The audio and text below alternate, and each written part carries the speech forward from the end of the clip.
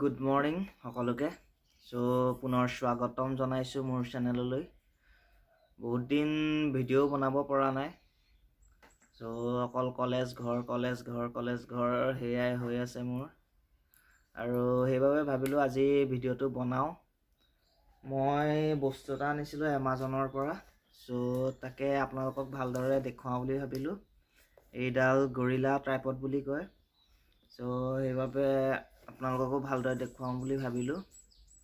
চাই থাকিব।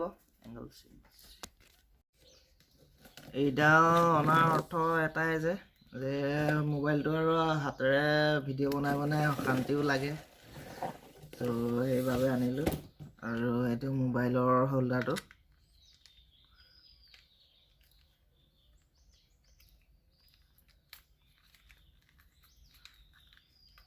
এইডাল আপোনালোকে যেনেকৈ মন যায় তেনেকৈ ভিডিঅ' বনাব পাৰে।